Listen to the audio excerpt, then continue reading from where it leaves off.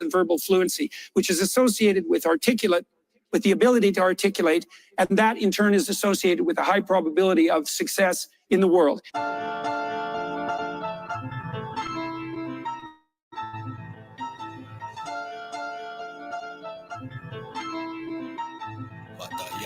I swing a sword, but it's the Lord doing the killing. I'm the puppet, he's the puppeteer, that's how I'm living. Rep the 12 tribes, nigga, we the children. About face, bitch, pay attention. Read the fine print, terms and conditions. Then you understand just how we earn this position. Learn something different, cause currently you're proper for John McClane, spitting flame, bursting out the aqueduct. Better than a vodka club, darling, this is wartime apparel. Brotherhood's a weapon, there's no muzzle on my barrel. If it's sawed off, you know that it's all talk. Till the day they fall off, consider this a lost cause. Big or small cross, doesn't matter, pimp, it's all pots. Whether it be bullets or drink, just know we call shots. This is what they call hot. Niggas paid the cost, fuck the price. Sacrifice ain't nothing nice. Fuck ice, Christ is coming right by, like a thief in the night, or a thriller in Manila. He the type to take it thither, bring that little bitch hither. Spill him guts on his chinchilla, he a cutthroat. Killer 10 toes, I suppose, Lord knows. Where the pros with the cons. If you wanna break your bonds with this world, it's a midway tournament. Live from the firmament. A host of four-faced angels on deck, star-spangled axe permanent. Like a fire to a moth, shine brighter than them all. The mama tryna clean me up, but she a liar and a fraud. Apply the wire to your jaw, bite right into it raw. Over time they lose a spark, been a rider from the start. From the start, understand, I ain't gotta be a man. I was born like this, most of you bitches is trans. I was forged in the fire, deny my desires by the will of the Father. I'm an abortion survivor, came in the truth with a lighter. My flame is legit, so I blaze on you hoes about the crack epidemic. He's coming back with a vengeance when y'all attacked our business. We deviated for a minute, now we standing on business. He brought it back with remembrance, got your bike in your feelings. What you started, we finished, so we regarded as villains. We hit the mat like a gymnast and holding racks like a tennis. You holding back, motherfucker, gonna grab me some titties. Bitches be acting so ditty, but who's gonna pity your charmer? You want it greater for Egypt, but there's a chick in your armor. It's with the water, the Red Sea. They still follow us, tired off in the jet skis. They still swallowed up.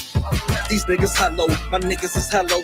Them niggas is crackers and they gon' swing from the gallows. I put in work in the shadows so I can skirt in the Lambo. When I start working like Rambo, no, I rehearse every battle. But like my nigga Yasha Allah with the worst of the cattle. Growing up shit's creep, I'm the first with the paddle. Did this shit without an anthem. Don't you think I'm handsome? I'm at the opera with the choppers in the phantom. Hold this little bitch ransom. But trying to get canceled, do you hustle or hustle? Calculating the outcome while you gamble without none. I go off for the platinum. The only thing simple is the taste of victory. Once you shake off the mystery, don't forsake it, the history. That's these little white babies on their little white faces. Nothing new under the sun. This is old as the testament. If you don't like what I'm saying, you're exploding with estrogen. Y'all was voting for presidents, I was hosting the exorcist. Brought that hoe to your residence. Once they saw it was season, you preach a tamper with evidence. Damn, you gross with that negligence. I've been one bus ever since.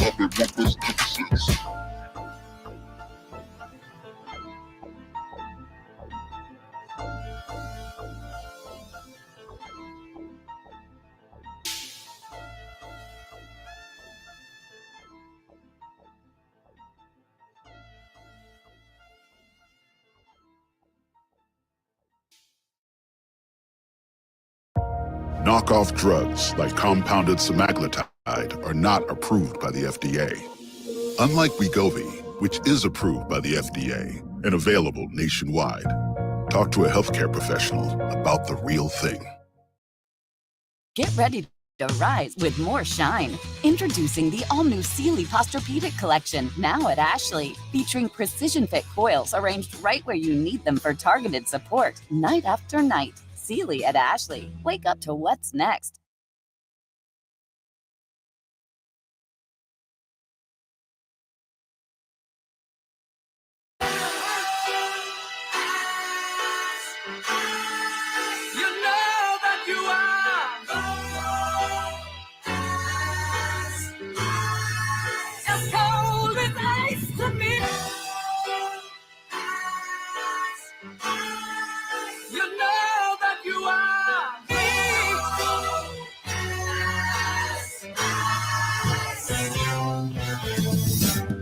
Take a second, we reflecting with the light, but this the life, I fucking love it. Wouldn't trade it to be white, now that's alright. I got to write it, birth the devil's redefining words. Someday you'll pay the price. No, I don't break a fold, I need and bake the dough, then recreate the flow. They think they making dough, what they forsake is so essential. Over lentils, get your issue. Guess who's on this instrumental with you? I gives a damn if we was family, view unread and call it spam. I'm not a fan of Antichrist, they slayed the man, I swayed the Tim like here I am, the son of Sam is taking shot to David Berkowitz. Pushing. A different discipline existed in this New York state of mind. Say since not the actor, but the year he's effort. Not one thing in mind to grind until this gavel turned his words to mirth from Babel.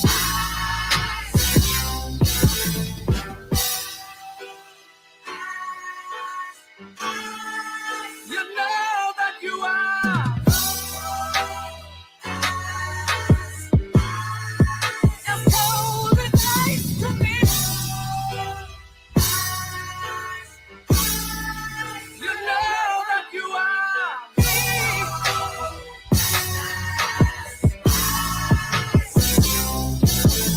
Front lines of 69, I follow protocol. This kingdom built on guy bones, so I can't love Esau, and I can't fuck with y'all. I ain't gotta say it twice, you vouching for the enemy, but someday you'll pay the price. Look, my father ain't have a father cause of dope. I'm anti-politics, cause Christ died from a vote.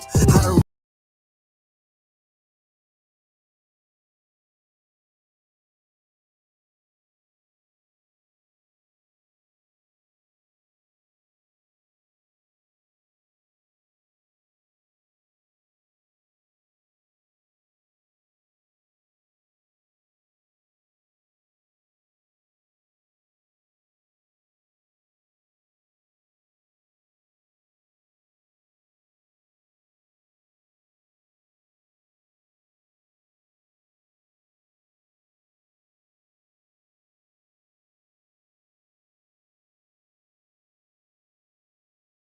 Mike, right.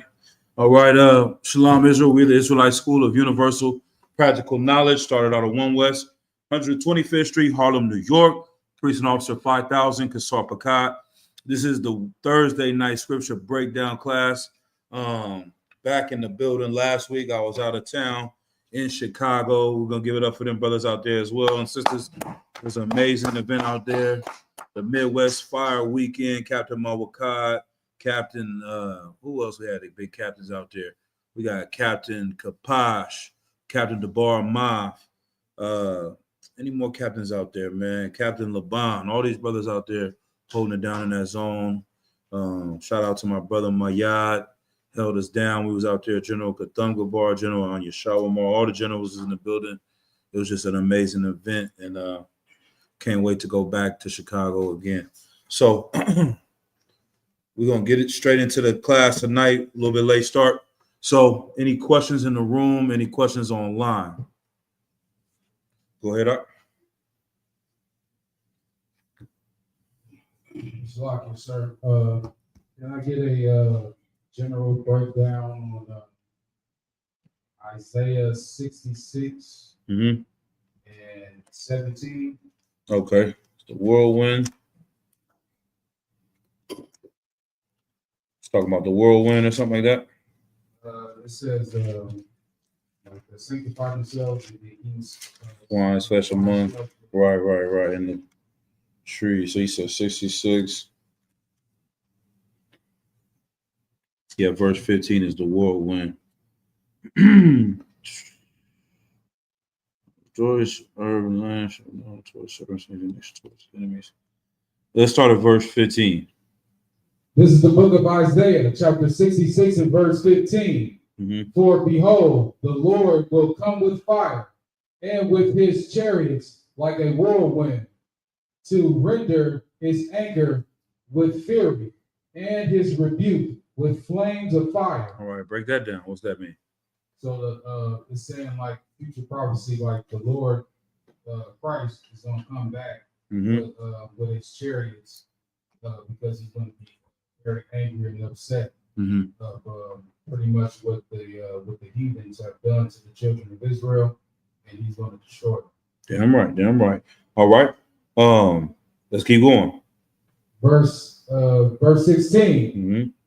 For by fire And by his sword will the Lord plead with all flesh, and the slain of the Lord shall be many. Right. So for by fire and by his sword will the Lord plead with all flesh. Now, this pleading is not a pleading like a begging. You know what I'm saying? Like the Lord is not begging them. He is pleading with these other nations. It's kind of like how you say, like, I wish you would. You know what I'm saying? Like he's pleading with them and bringing hell to them for all the things they've done to the children of Israel. So this is how he is going to bargain with them. He's not bargaining with them. He's not begging them. He's not asking them. He's going to plead with them with destruction. He's going to plead with them with fire and swords and death. You know what I'm saying? World War III. These things are what's going to come upon these people's head, and the slain of the Lord shall be many. Right? So these are World War III precepts, you know, last days precepts. Read verse 17. Verse 17. Mm-hmm. They that sanctify themselves. Right. Hold on. Hold it right there. What does that mean? And is there any specific thing about this? Or you just said a general breakdown? You said general. All right. What is they that sanctify themselves? What does that mean? They that sanctify themselves, like Mm-hmm. We hear it all the time. The Christian church. That's the place that's the only place I've heard that word used. Yeah. I've never heard it used anywhere else. So that should give you a hint. We want to look it up. Let's look up the word too. Let's look up the word. Sanctified, Holy Ghost. Sis, you want to take a shot at it? All right. What is the word sanctify? They that sanctify themselves. And you still get the definition out about the shot. So, yes, sir. Would it be sanctified? Would it mean to basically try to seem like you're holy? Yeah, damn right. What's the definition, huh?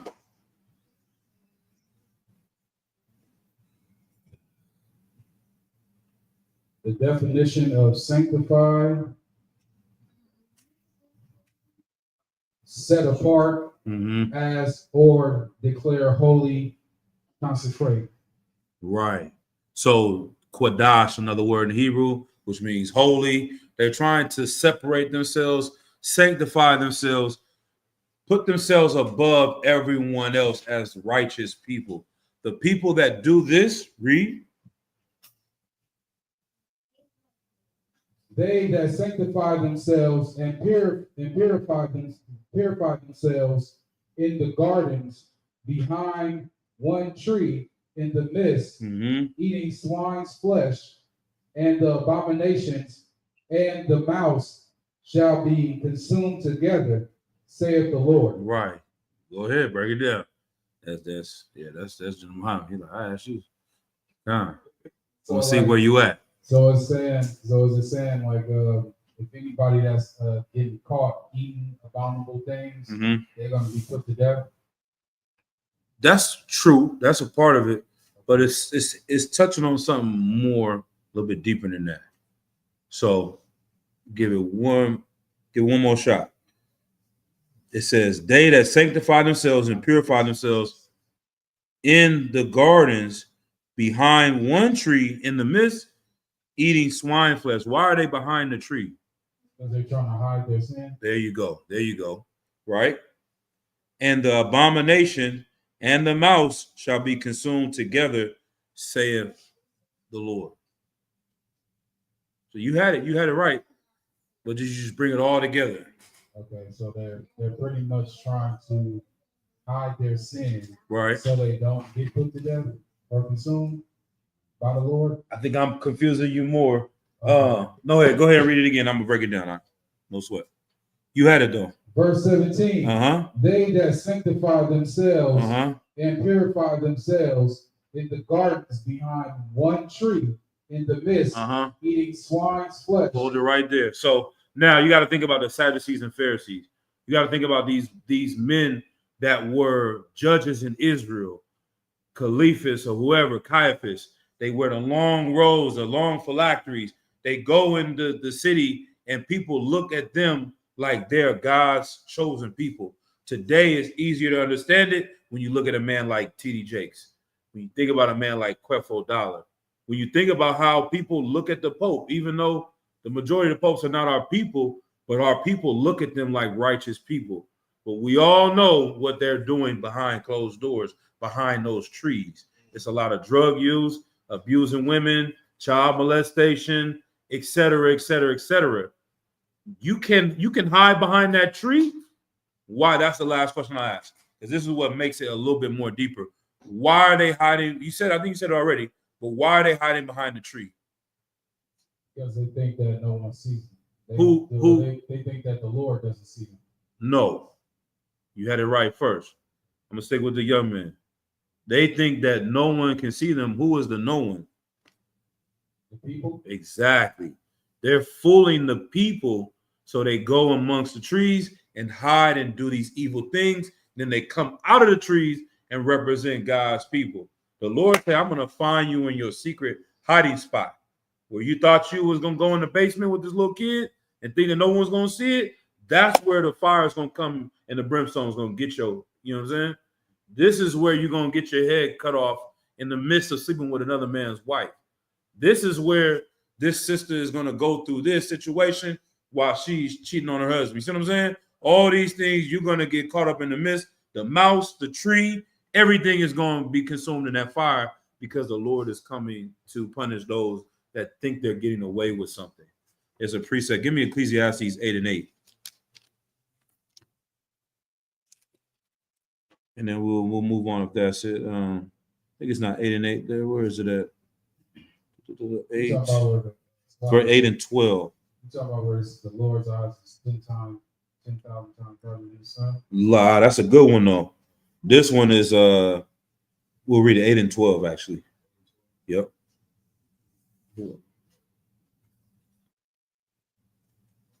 Yeah, that's a good precept though.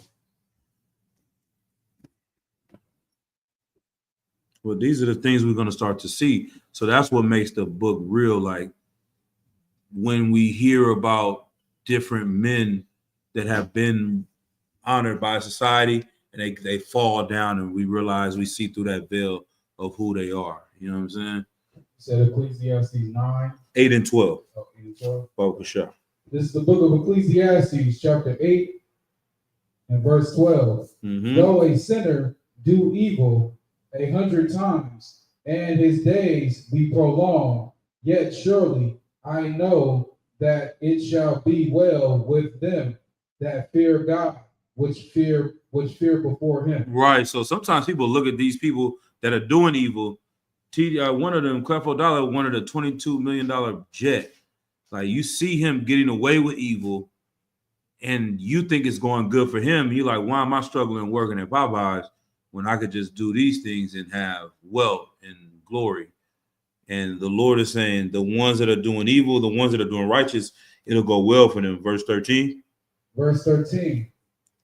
But it shall not be well with the wicked, neither shall he prolong his days, which are as a shadow, because he feareth not before God. Right. So even though it seems like a long time, it's really not a long time that they get this glory. Even with our oppressor, we want to say 400 years, 500 years, all the way back to the Roman Empire. This is like 4 days in the eyes of the Lord.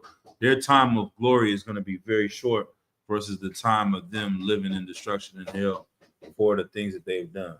You understand? So it's like a shadow. You know what I'm saying? That they don't fear the Lord. They don't think that anyone can stop them. You know what I mean? All right. So that's that one. Anything else? Any other questions? All right. Let's go ahead and get into it.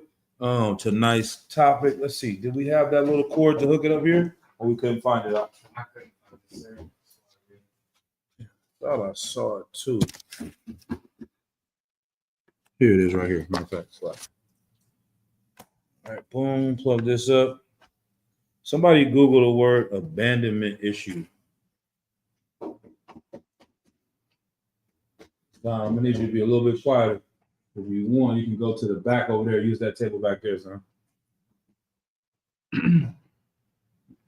You about to break the marker. Hey, don't do it like that. Just use it regular, son. You don't have to smash it. Don't smash it, but draw with it. Salakia. What does this word mean? Lock yourself, you ready? Yep, go ahead. Abandonment issues refer to the emotional difficulties and anxieties arising from the fear of being rejected or left behind, often stemming from past experiences of neglect or loss. Right. These issues can significantly impact relationships, self-esteem, and overall well-being. Anything else on that one?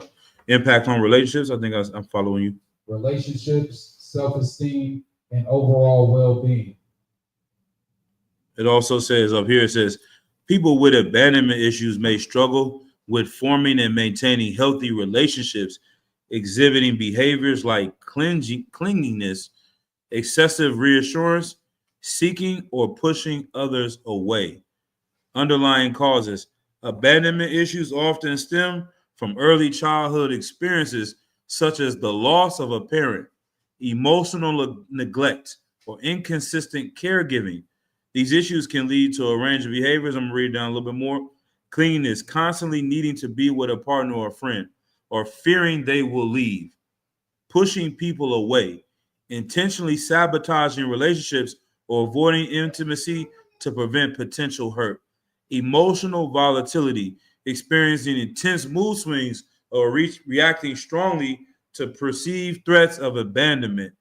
Difficulty trusting, struggling to believe that others will be there for them. So, the reason the title of tonight's class is Israel Abandonment Issues. The nation of Israel exhibits abandonment issues. As an entire nation of people, we suffer from these things. And from a science perspective, you have what they call the micro and the macro. You can look something on a small scale, individual basis, person by person, and then you can look at things on the macro, on a large scale of how these things are affecting everyone. And so our people, right? Who did it say that this usually stems from? What? Where does it come from usually?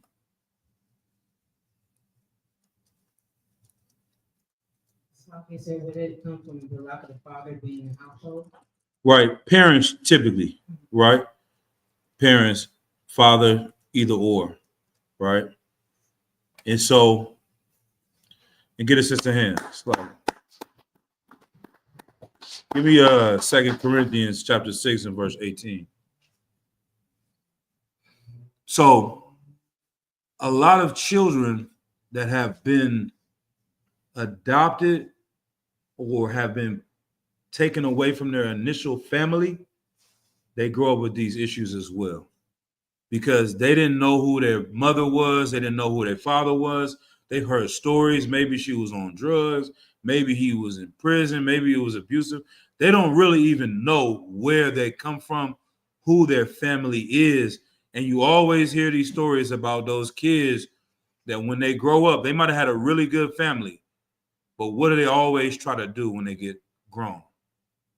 Anybody? Trooper?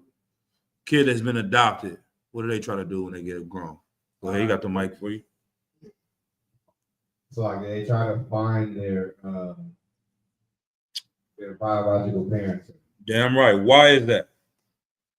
Because they yearn for that the natural connection other than the connection based off of other than the unnatural connection from their adopted parents. Right. Get it, brother, here. Like that shows you there's something in our DNA that is bigger than just a relationship.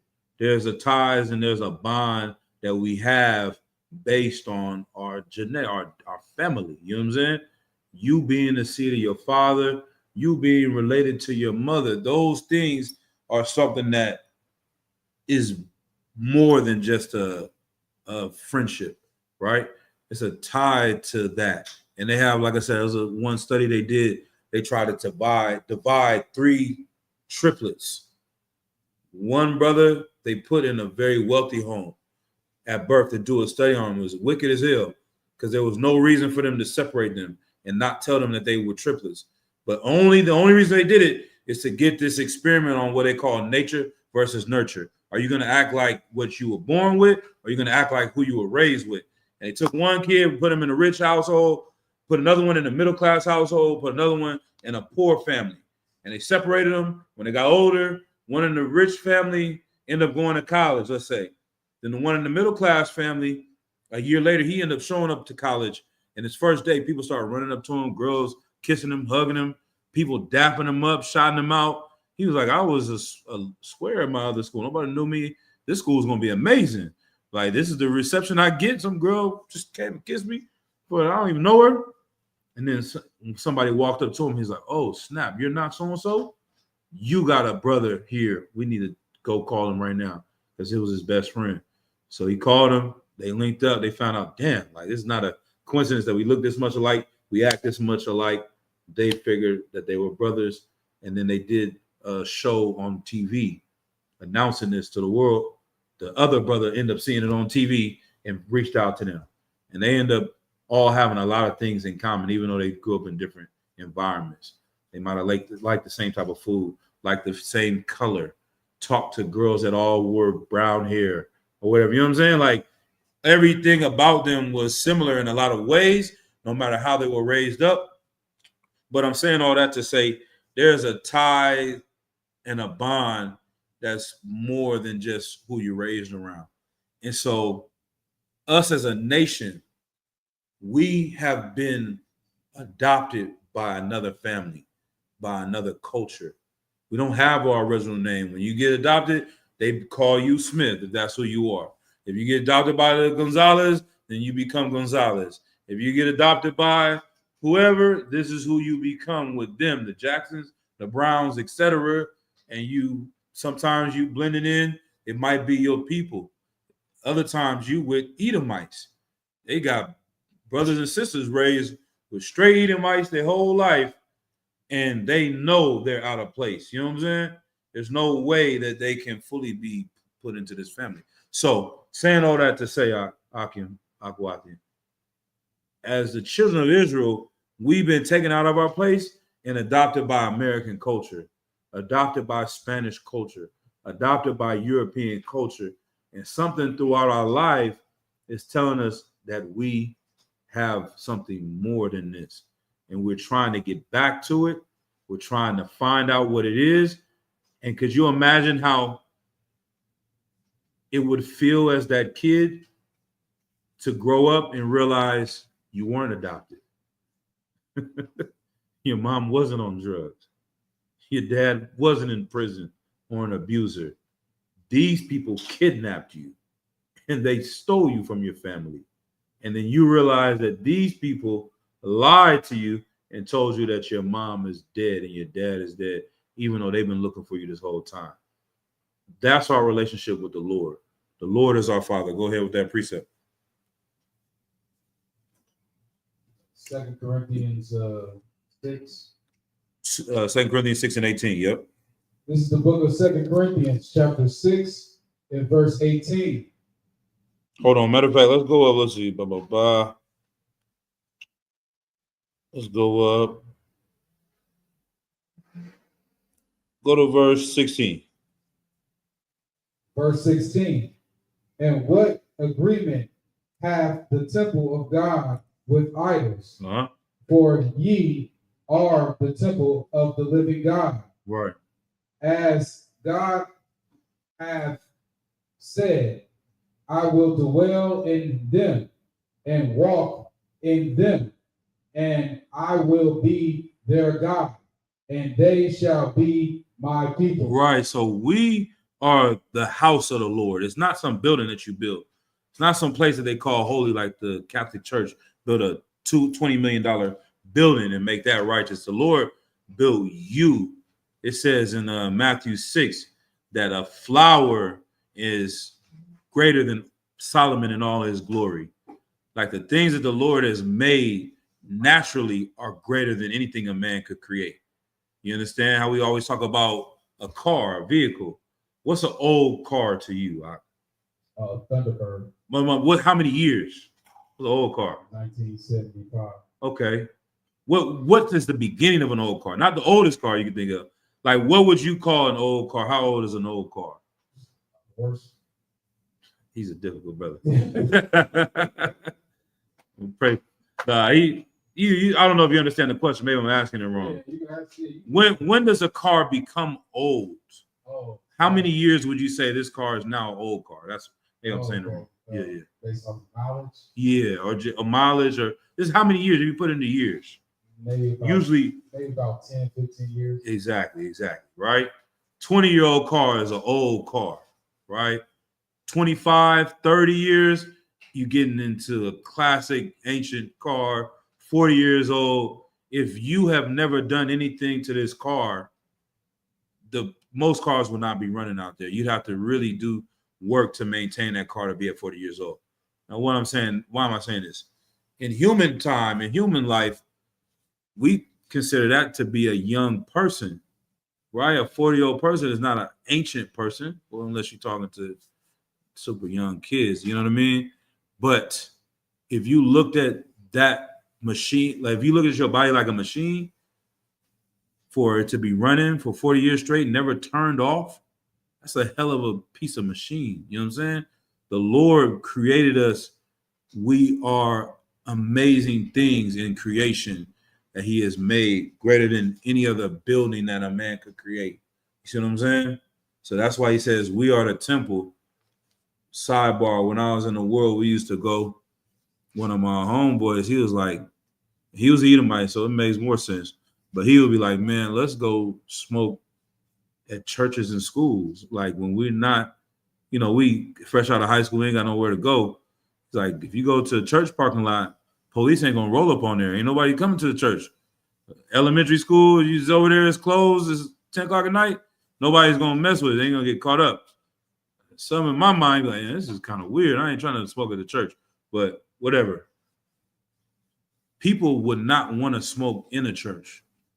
You would not find too many people that, no matter how gangster they are, they wouldn't do certain things inside of a church, but they would go outside of the church and smoke and put that into themselves because they don't value themselves. They value that building.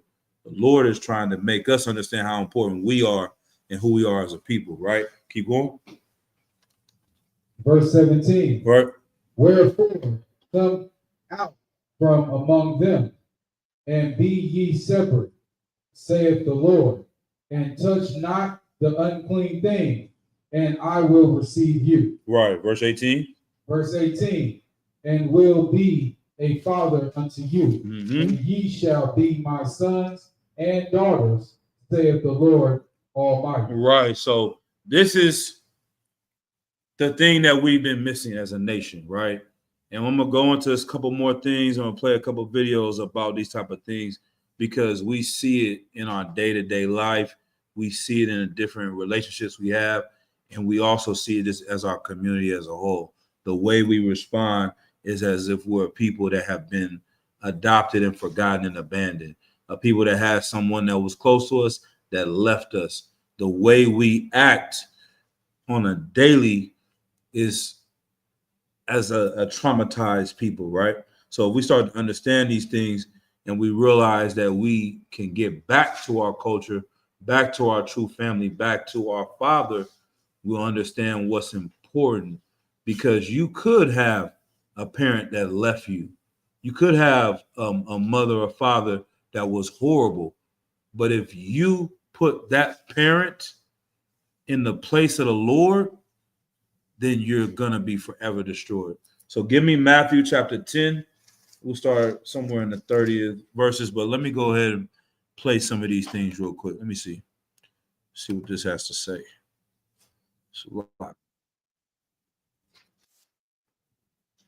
Have y'all any comments? Have y'all seen any of these things in your life experience? a lot of times you will see that when you come into the truth, certain brothers and certain sisters will not want to lock in with the brothers, because one of the big things it says is trust, not being able to trust other people because your fear of loss. So you put up this guard and become very defensive and try to sabotage you locking in with the truth and find reasons to leave the truth, because that's what people do in relationships, because their fear of losing, of letting go and trusting someone else is going to hurt more than as if I just mess it up now. If I really come into the truth and then I find out that it's really not what it's supposed to be, then it's going to destroy me. So I'd rather just never come into it, never lock in, stay in the world, and not trust anybody. This is what people do. They get at the house and that's the Illuminati. He spoke it. Everybody, Freemason, look at his hands. Look how he was teaching. Everybody becomes, you know what I'm saying? There's some reason, this, that right there. I don't like that breakdown of the class. But I don't like the way he broke down Matthew 45, 25 and 17. It's the whole reason you just left the school. It's one breakdown, one precept. Everything else was righteous. But this precept, you'll find a reason it's not that precept. It's because you don't trust people. It's because you don't want to risk being hurt. You understand? All right. Let's go. Let me play this, see what we got right here. I don't see what we got. Is it going to play?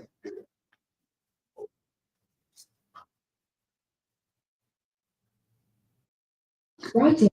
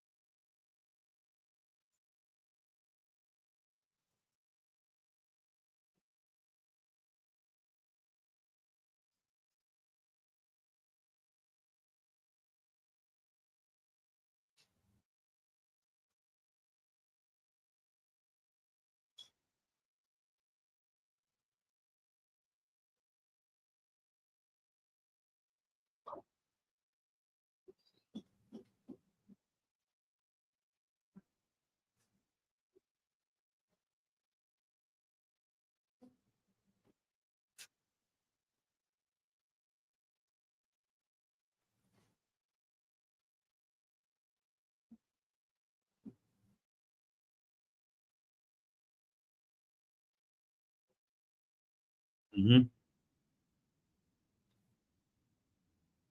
Right. So once again, the Christian church is like horrible parents. They don't respond in a caring way to their children. They don't watch over their family in a righteous way. Our oppressors, our slave masters, all these people that ruled over us, they're not good parents. So we all have these issues inside of ourselves, right? Keep reading.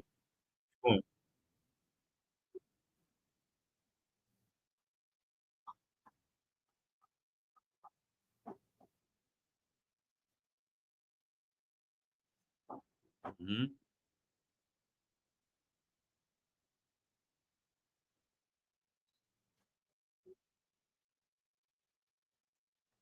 Mm-hmm.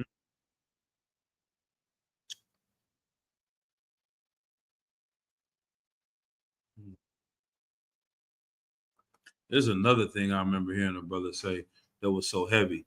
I think it was General Muhammad. He was talking about there was an Edomite that was a 30-year-old journalist whose father passed away. They wrote a book about it, and they were explaining how traumatic it was for them as a grown-ass person to lose their father. Now, if anyone lose their parents, it's sad. I'm not taking away from that. But the way they wrote the book was like a life-changing thing. And they were able to sell thousands of books about this. And the general was like, they couldn't go through a day in the life of Black, Hispanics, and Native Americans. You know what I'm saying? Like, if you're able to write a book about this one incident, when we don't even know our father. You know what I'm saying? I never even met him. You know what I mean? Like, you never even experienced what it was like to have a mother for some people. If you did, she was abusive or she was on drugs or etc. He was in prison. Your friends getting killed and dying early. Your best friend in your whole life. Now he's dead at 13, 14, 15. You know what I'm saying? Like, we experience so much trauma that when they go through things that we go through, I mean, I even say it like that. When they go through things that are just the tip of the iceberg for us, they really treat it like it deserves to be treated. But for us, it's just considered normal, acceptable, and you don't get any breaks or any mercy for your behavior. It's the same way when it comes to people that go and do school shootings. They say, oh, he was bullied. You mean to tell me Black people are not bullied? Latino people aren't bullied? Native Americans have not been bullied for 400, 500 years? But when it comes to Chicago, it's a bunch of animals and a bunch of thugs and goons that need to be locked up for 40, 50 years. No one says they have mental health issues. No one understands when the sister and set your car on fire that she has a lot of traumatic experiences she's gone through, and she needs this mercy and understanding and correction as well. But if we just put it on, this is just a person that's on some bullshit, then that's how you're going to treat it. We gotta understand from the small level to the big level why people are here and how do we fix these things and get back. I'm gonna play a little bit more.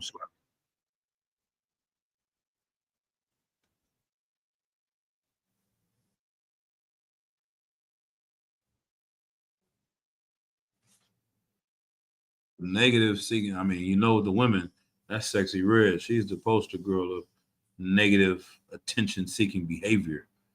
Like, what happened to her? Y'all seen that interview? Commander Johanna played it on a couple Black watches where she was with Lil Yachty and they were laughing and joking in the interview. And they're like, what's one of the crazy stories of your life? And she was like, yeah, when I got raped when I was wooed. And they was like, oh, whoa. And it kind of laughed it off. But really, they were just awkward because they didn't expect. They thinking they're going to hear some white girls going wild when I flashed a group of people at Mardi Gras. Or when I got drunk and I threw up and my friends, no, she's like, yeah, it's a crazy story. I got raped by these two. Like, damn. You know what I'm saying? Like, now we look at her behavior and everybody says Sexy Red is a horrible human being. Niggas would stone her. You know what I'm saying? Like, she deserves death, but no one is seeing the things that have happened to her behind the scenes. Does it make it right what she's doing? La. However, in order to fix those things, you have to take that into account. In order to fix Black people, Hispanics, and Native Americans, we have to take into account why we do this. What is it? Attention-seeking behavior. Making a song about pissing on your enemy's grave and smoking on Tuka is attention-seeking behavior. That's not the behavior of someone that's like making posts about doing crime. I saw another sister. She is watching live and some girls on live talking mess about her. She pull up to the house, record herself kicking the door down, running in, beating her up. Everybody in the comments like, that's breaking and entering, assault, damn near kidnap. Like, why would you record yourself doing this for one? You clearly are not in your right mind, and the trauma you've been in is leading to you to act this way. But always having the spiritual blinders on. What is it that she or these people have on them? It's a clear, straight answer. Go ahead. So I can start demon. Yeah, most high in Christ. You know what I mean? That's it. Our people have a lot of demons on us, and this is where they come from. They get passed on. That parent's demon tops on that child, the way they treat them, the way they raised them. These things that have come down, our oppressors put demons on us. We don't know that they're there, and we don't fight them. This is our job as brothers and sisters in the truth to help our people. I'm going to play a little bit more. We're going to get back to these precepts. damn.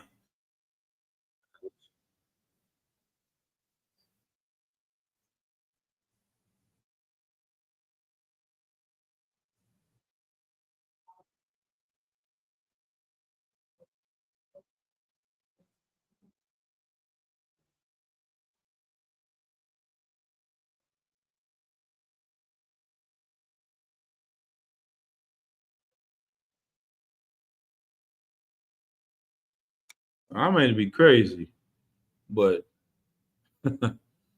I never heard an East Indian make a song or Chinese or Arab like, don't trust no Arab, don't trust no Chinese. But there's a song called Don't Trust No Nigga. You know what I'm saying? And I guarantee you, it's a sister in the world that has it tatted, and I know it's a nigga in the world that has Don't Trust No Bitch tatted on him. You know what I'm saying? Like, we living and breathing this, and they saying these type of people have issues of abandonment. Like, that's not normal. You know what I mean? But it's not just your father being gone or your mother being gone. It's 400 years of being gone from your family. Your mom was gone. Your grandmother was gone. Your grandpa was gone. You in a whole tribe of niggas that have abandonment issues inside of you having an abandonment issue. So that's another thing. Is like, you can be adopted and don't know who your family are, and you're looking for your family, while all of us are in a group of people that don't know who our family are and are looking for a family because you are Kemetic. You are a 5%er. You're in the Nation of Islam. You are in a Muslim. Captain Mashak talking about battling Muslims this week. It clearly says that Muhammad raped a 9-year-old girl, but you're going to follow that because you don't know who you are. So what does that look like in a small level? It's like, damn, you clearly see this nigga's a pimp. You clearly see something wrong with him. You clearly see he's trying to take advantage of you, but you're still going to go with him because you need something to attach yourself to.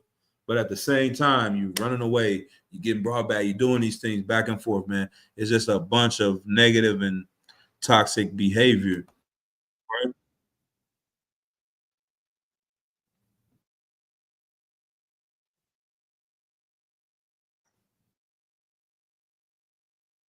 Mm-hmm.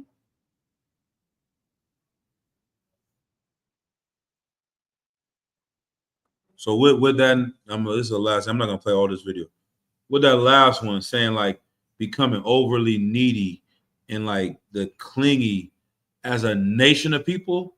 What is an example? Like, who do we become overly needy to? Yeah. So like a government, like Damn. assistance and stamps, Right. Section 8, Right. stuff like that. So, Damn right. Get a brother hand. You got something else, young man?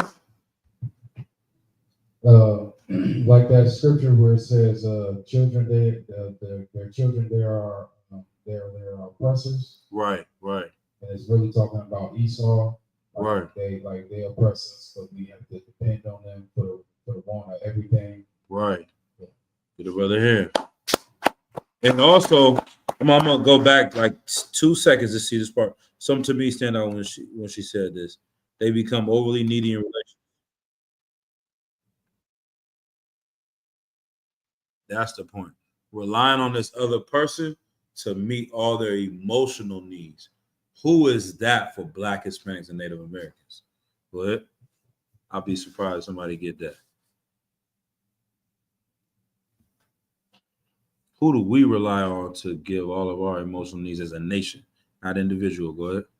Okay, so would it be Esau? Okay, Esau, but in what way? Because it's not just Esau. I'll give y'all a hand. Anybody else want to take a shot at it? I'm going to give the answer for time's sake. Go ahead, the trooper.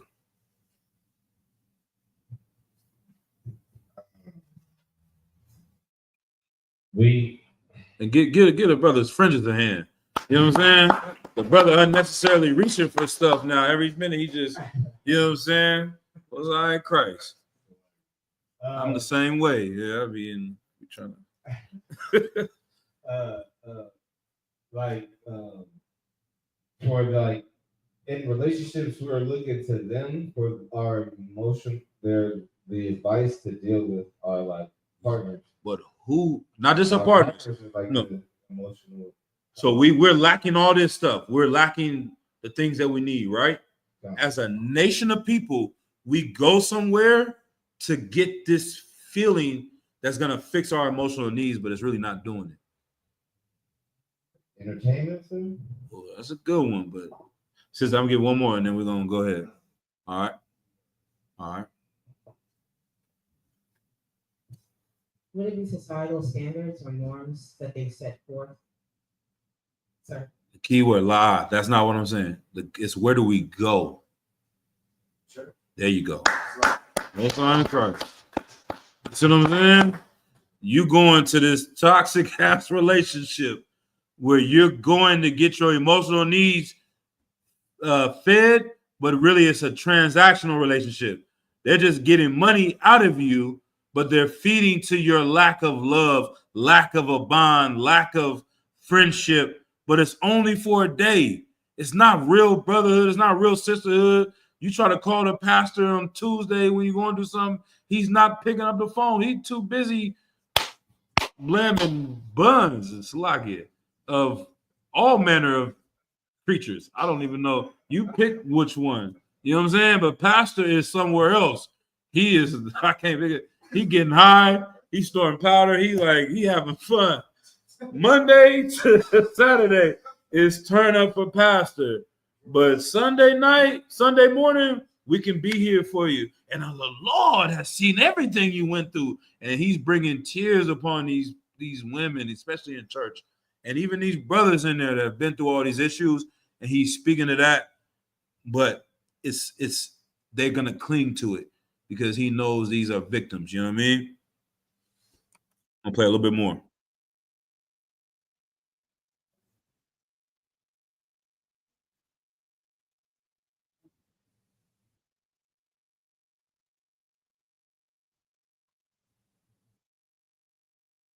So let me see. I don't know if they got any other. Let's see.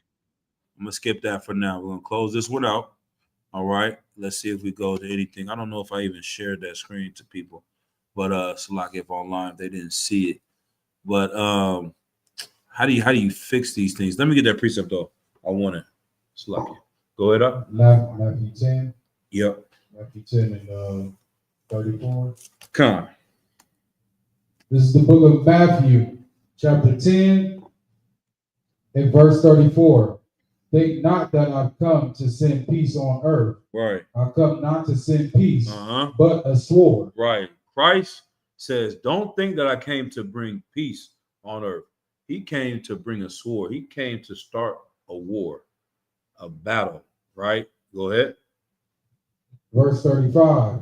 For I am come to set a man at variance against his father, and the daughter against her mother, right, and the daughter-in-law against her mother-in-law.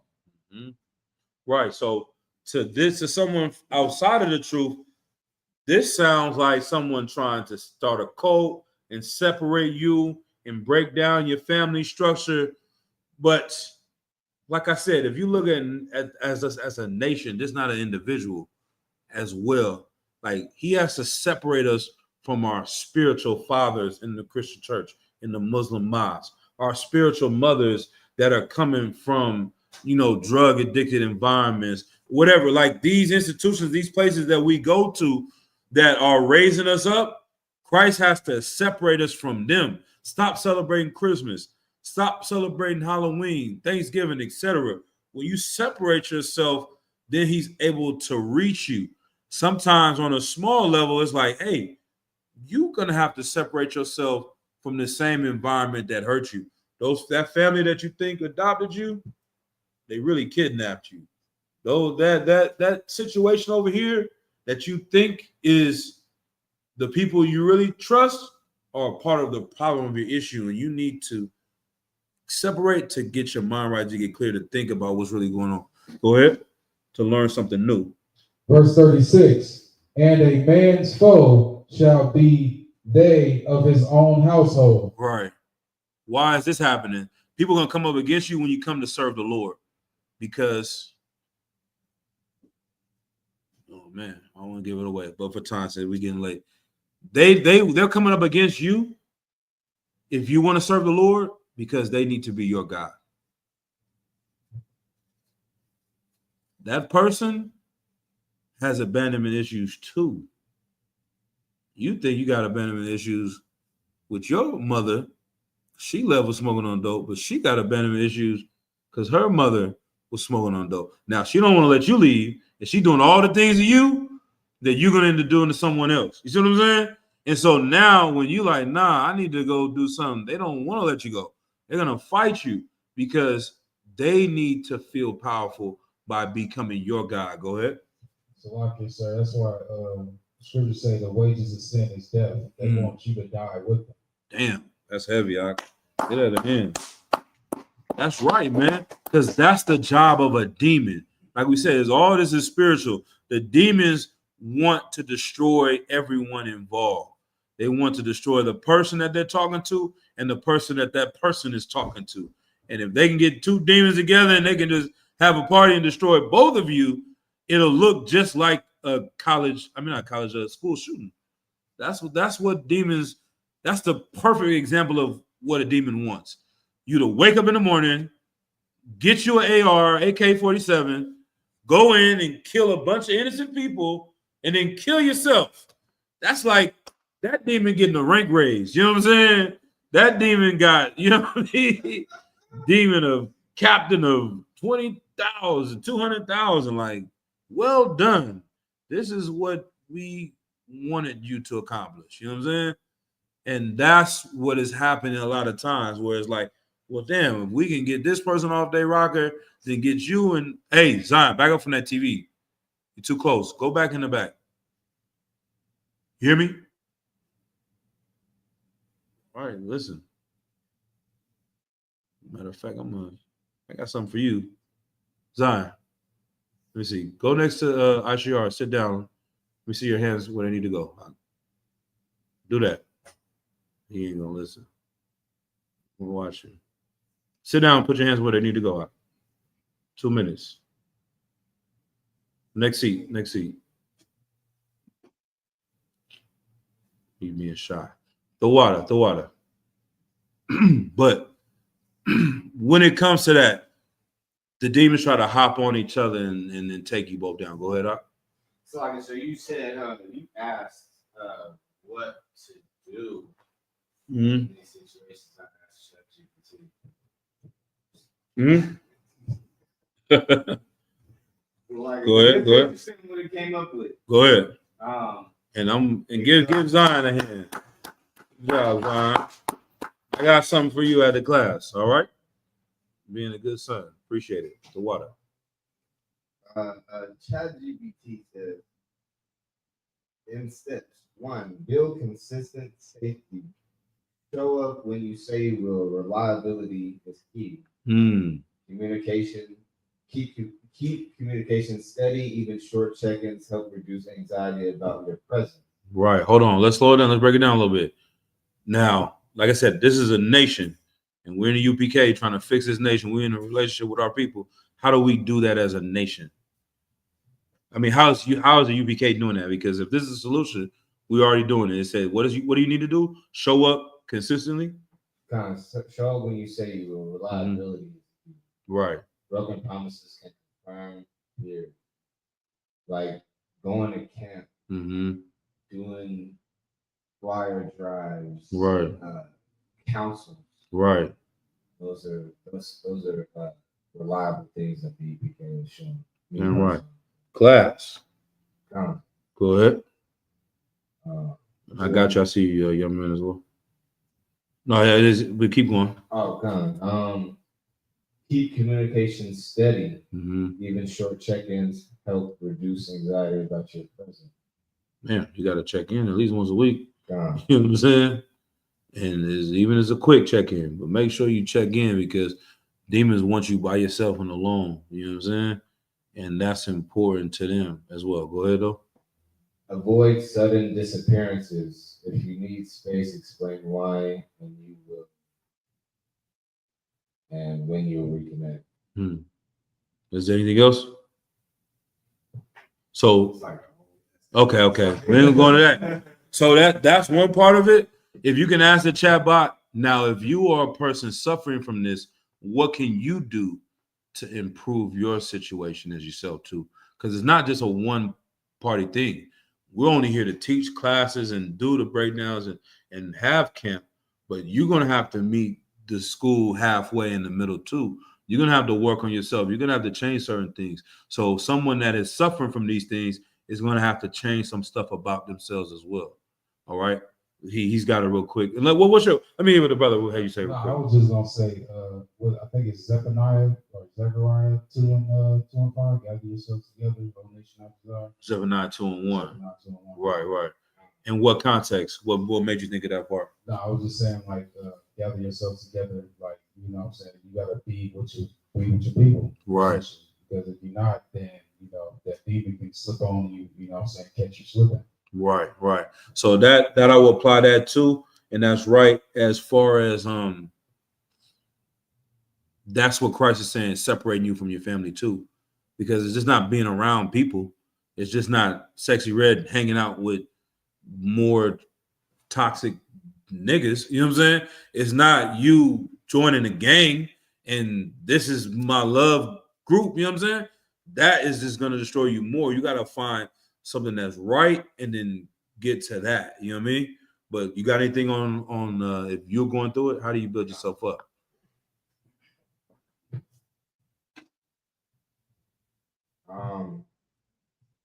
Understand the origin. There you Identify your triggers. Damn.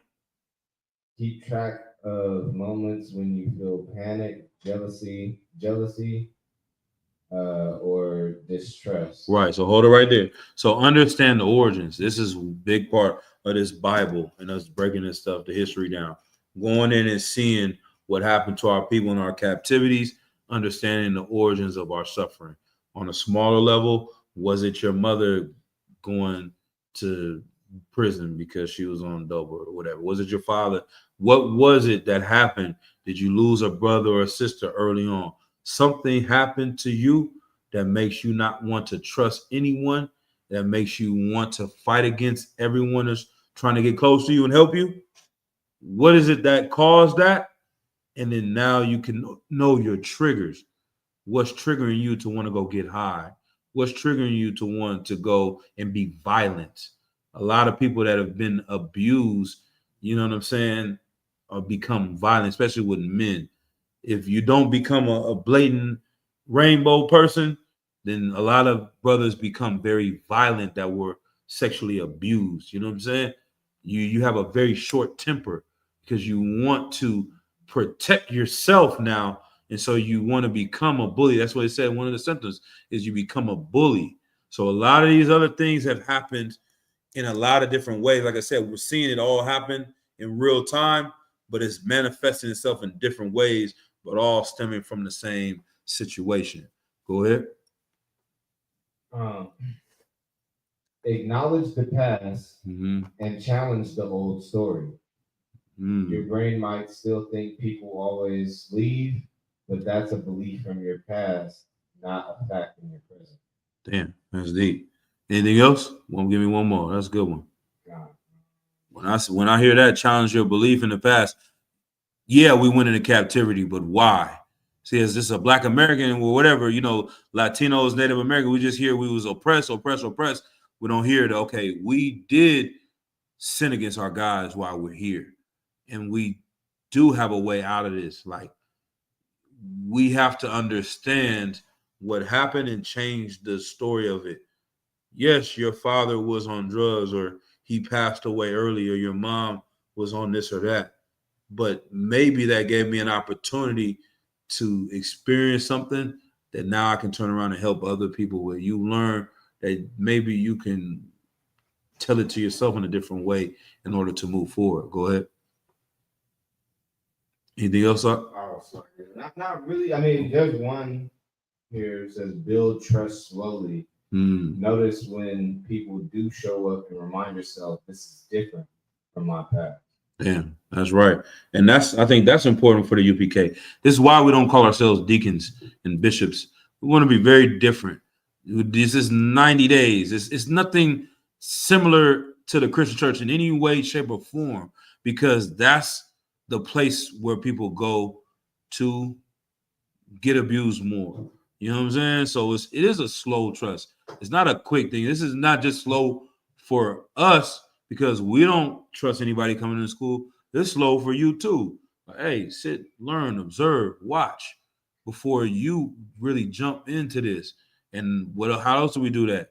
6-month rule. Before any brother or sister want to court each other, take some time to get to know them. Don't just jump into a relationship so that you are not on a roller coaster ride. You know what I'm saying? Very fun, very fun. Horrible, horrible, horrible. Back up fun. Back up horrible, horrible. Like you're on this roller coaster ride. If you take it a little bit slow and ride on that train that's going around the park, then you can really build this trust, and it doesn't have to be so extreme. And so that's where a lot of people, in our culture, we come and we rush into things too, and then we run away from them quickly. But those are some good things as well. But let's get back to these precepts. Okay. Yep. So we in Matthew 10. Yeah,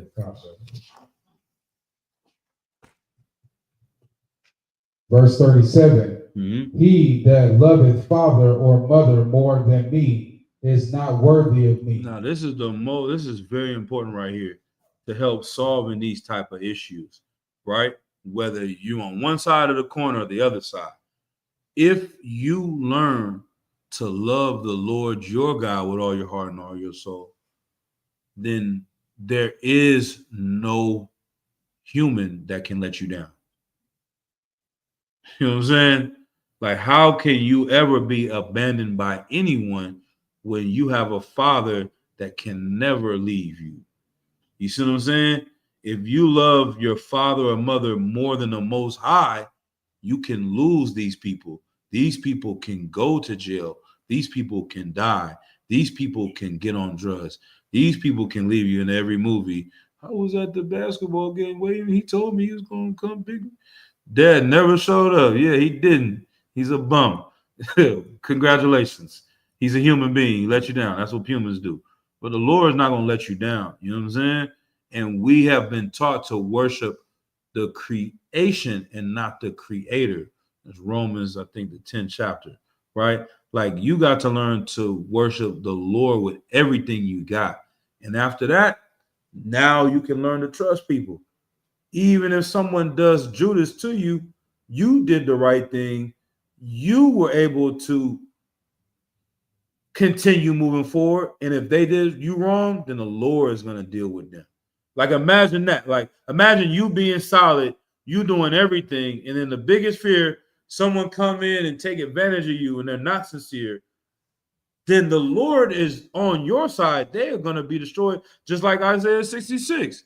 You think you're going to get away with that when you're going to mess with my daughter? You're going to mess with my son? You see what I'm saying? You out your goddamn mind. If you think the Lord ain't going to ride for you and slide for you, you're not getting away with that. So now all of this fear of, oh, man, I don't know, man, this Israelite group, you can let that go. Don't join everyone. Don't be a whore. You know what I'm saying? As I say, when the children of Israel went from God to God to God, you a whore. Don't jump from group to group to group to group. But if you believe this is the truth, you log in. The worst case scenario is that someone really did something wrong and the Lord is watching you be sincere, and it's going to be hell for them to pay. Like, we talk about the Christian church as a group, but it doesn't mean there aren't people in that church that are sincere people that want to serve the Lord. They're going to get vengeance for that too. The Lord is going to, this little sister here been giving all her tithes money to Creflo Dollar for 20 years.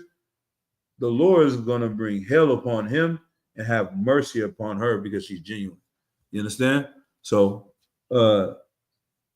we have to always keep the Lord first. That's going to fix that issue in a lot of ways. Keep going. And he that loveth son or daughter more than me is not worthy of me. Right. In any situation, you don't pray to your children. You don't pray to your parents, you pray to the Lord. So you just keep that prioritized. Anything else? Let's keep going. And he that taketh not his cross. All right, now we're gonna stop it right there. All right, let's drop that. Let's go to Psalms 27 and 10. We'll run through a couple precepts. Last 10 minutes.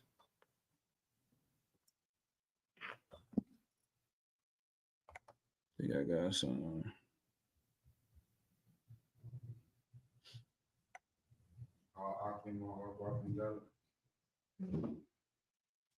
Yeah. Psalms 27.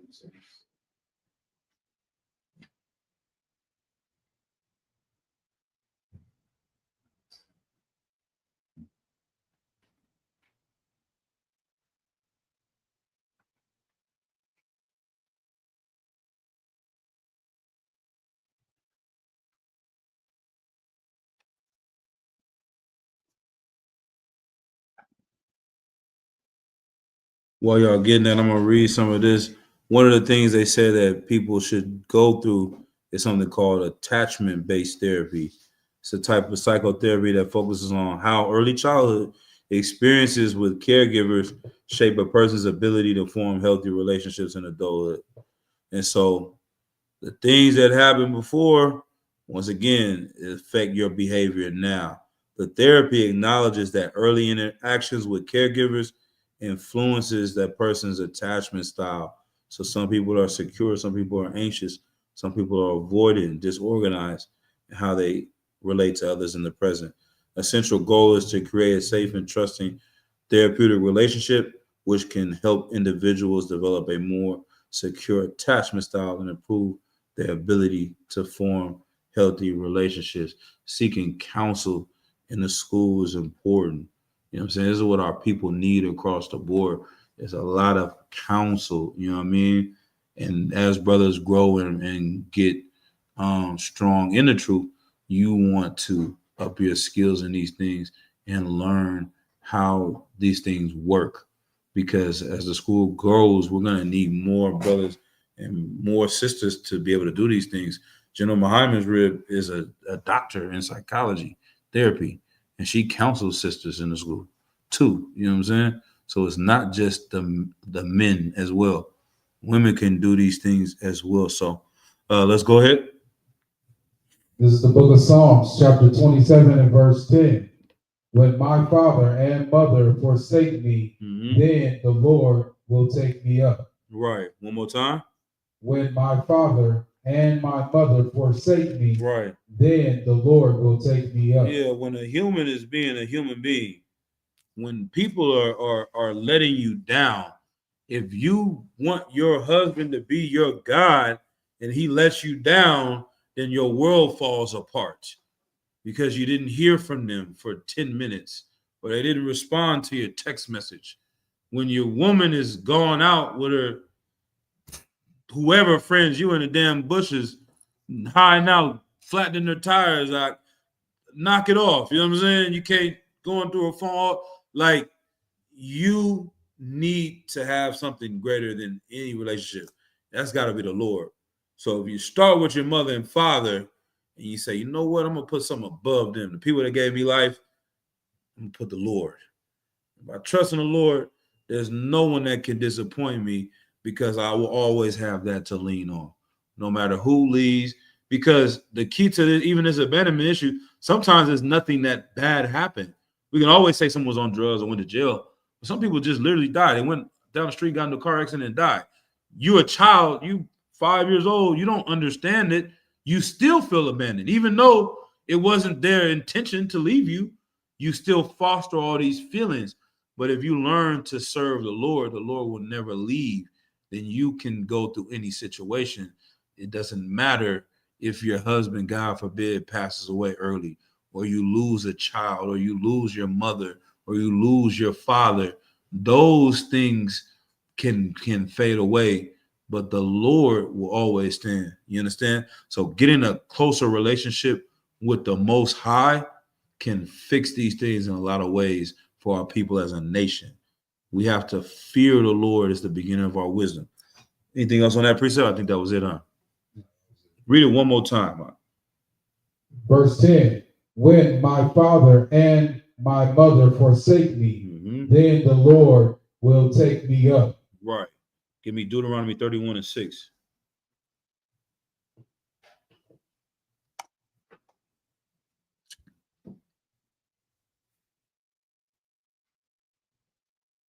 This is the book of Deuteronomy, chapter 31, verse 6. Verse 6. Be strong and of a good courage. Right. Fear not, nor be afraid of them. Right. For the Lord thy God, he it is that doth go with thee. He will not fail thee, nor forsake thee. Right. Be strong. They ain't gonna tell you that. I don't know if chat box gonna come with that. Gird up your goddamn loins, man. Be a goddamn man. Grow up. Be a woman. You understand? When you were a child, you did childish things. When you became adult, you put childish things away. You need your mom. You need a pacifier. What do you need? You need someone to change your diaper? Come on now. Grow up. Be strong. Be of good courage. Stop being weak. The demon wants you to be weak. You don't need any goddamn anybody. Who do you need?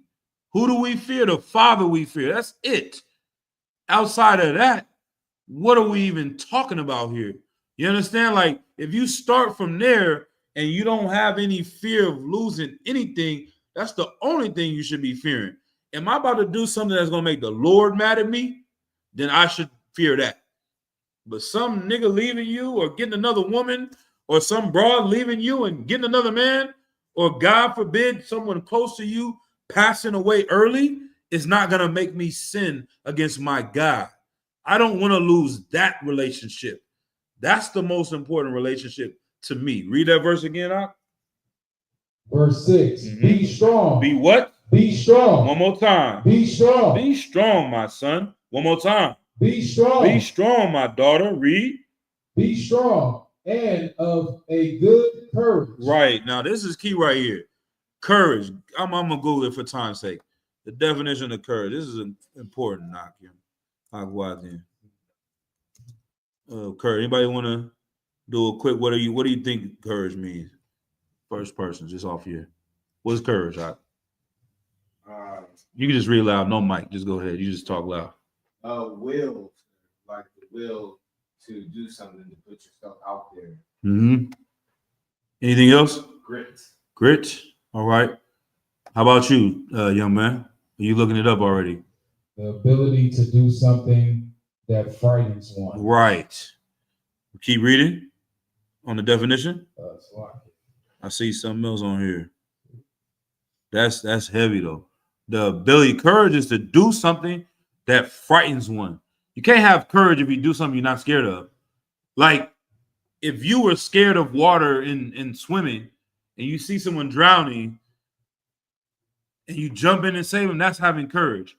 But if you Michael Phelps and that's what you do for a living, it's really not courageous. You know what I'm saying? Go ahead. It says the quality of mind or spirit that enables a person to face difficulty, danger, pain without fear. Damn. Bravery. Get out of hand. You know what I'm saying? That's, I see right here, strength in the face of pain or grief. So read that again from the top. Be the quality. No, from the verse, man. We're going back to Deuteronomy. Be strong. Right. And of a good courage. Right. You may be fearful of this happening. I can't, you know what I'm saying? My kids outside playing. I'm like, damn, I'm inside. It's like a certain time, you're like, damn, I don't know what could they be happening. You know what I'm saying? You might come back in here, his whole hand cut off. If 10 minutes, it take 5 minutes for something to happen. But that fear, you can't live life like that. You're gonna have to trust in the Lord. You're gonna have something that says, you know what, they're gonna be all right. You know what I mean? In wisdom, right? You don't just do crazy things like Edomites and just jump out of a plane and be like, the Lord help me. You know what I'm saying? I'm not saying that. You know what I mean? But you have to have courage in these things in certain times, right? And you can't fear all the time, constant fear of losing someone. That's that abandonment that is not going to help you. Go ahead. Be strong and of a good courage. Fear not, nor be afraid of them. For the Lord thy God, he it is that doth go with thee. Right. He will not fail thee, nor forsake thee. Right. You got an issue with this, and the homies that turn their back on you, or the woman that turn their back on you, the man that turn their back on you, he done left you out, he ain't do this, or she ain't text back. Nigga, turn to the Lord. You know what I'm saying? Like, how about you pray? How about you go get in tune with something that's never leaving? You always got that. Text the Lord. God damn it. Call him. Have you tried that lately? This nigga ain't picking up. Call the Lord, bruh. You know what I'm saying? Sis, like, come on, man. Believe in something more than me. I am not your God. She is not your God. I'm not about to worship this woman. And once you do that, you can do great things together. If both of y'all put the Lord first, y'all gonna do amazing things. If the nation of Israel puts the Lord first and gets out of this issue as a nation, then we can do great things. We can come together and build as a unit. Keep reading. Verse 7.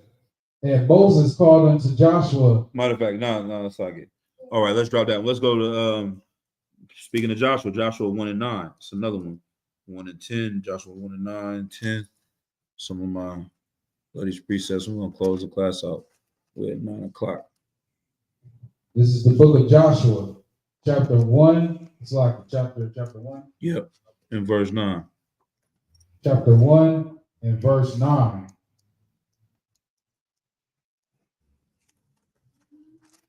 Have not I commanded thee, be strong and of a good courage. Mm-hmm. Be not afraid, neither be thou dismayed, for the Lord thy God is with thee, whithersoever thou goest. Right, like this is once again, it's the same thing. The Lord told Moses the same thing he told Joshua.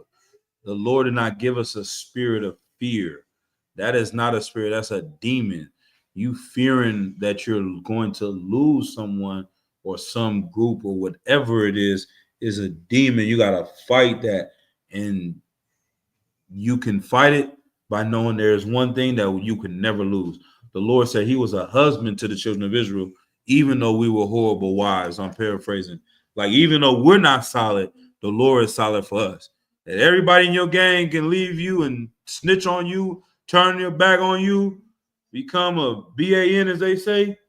The Lord is going to be solid the whole time. So what are we worrying about? All right.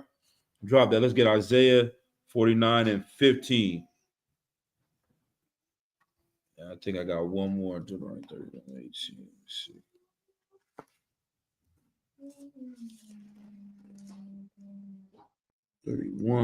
and 8.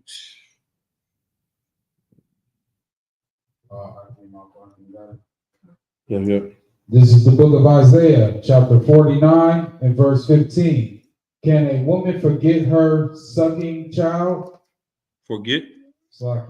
Can a woman forget her sucking child? Right. That she should not have compassion on the son of her womb? Yea, they may forget, yet will I not forget thee. Okay. Anybody want to break that one down? Take a shot at it. Read it again. Break it down as he reads it. Also, so you got the mic. You can just break it down while you read it for yourself. Wow, good shot. Can a woman forget her sucking child? Can a woman forget her baby? Mm-hmm. Does she not have compassion on the son of her womb? Like, of course, a woman cares about her child or her baby that just came into this world, right? More than anything in the world, right? Yea, they may forget, yet I will not forget thee. It's like if they trust in the Lord and they can put that trust in him, and God will not forget. Right, but what he has done. you're right, but what is the yea they may forget though? This is important for the topic tonight.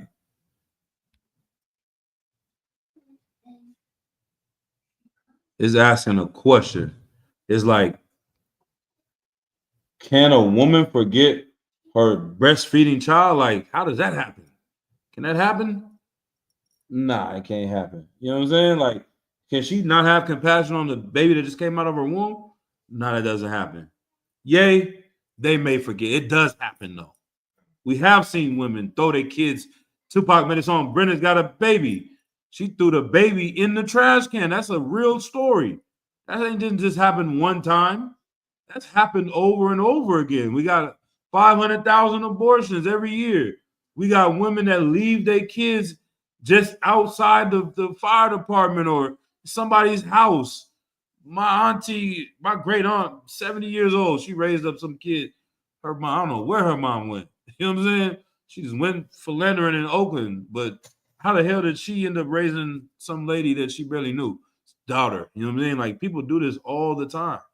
You know what I'm saying? They abandon their children. This happens, you know what I mean?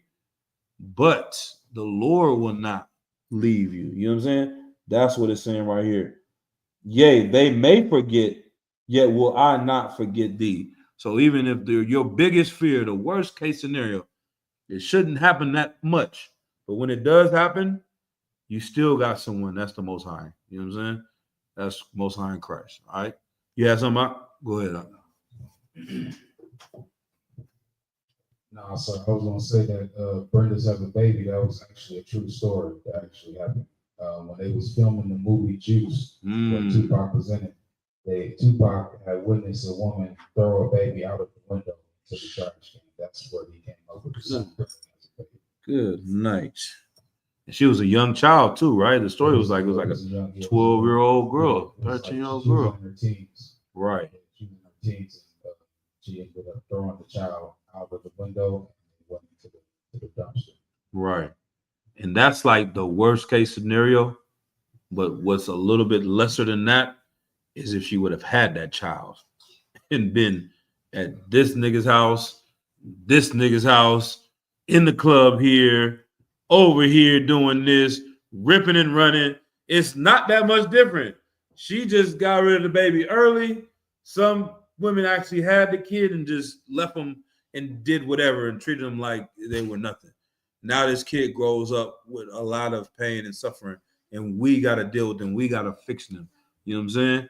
But like I said, it's very important to not just look at this small level. That I want y'all to see it on the big level. Like we are Brenda's had a baby. In our mind, we think the Lord threw us away, but it wasn't that. We really ran away from our parents. This is the story that how we got here. The Lord never threw us out. We ran away from him, but we still feel the same way. So we're out here acting like we had a horrible parent, but really we were horrible children. And once we learn that part of the story, we come back, we can help fix our relationships with each other, man. It's keeping the Lord above everything else. Everything else will fall in place. All right. So that's my time for the class. Unless there's anything else, we'll go ahead and close out. All right, no sweat. All right. You know how to close out the class, Trooper? All right, let's go ahead and do it. Give a salute. What do we got? Don't know. They move some things around here.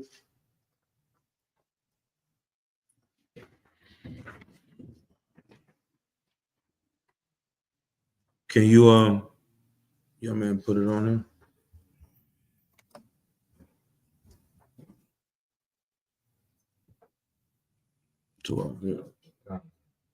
We are the ISUPK and the Commander General Yohana.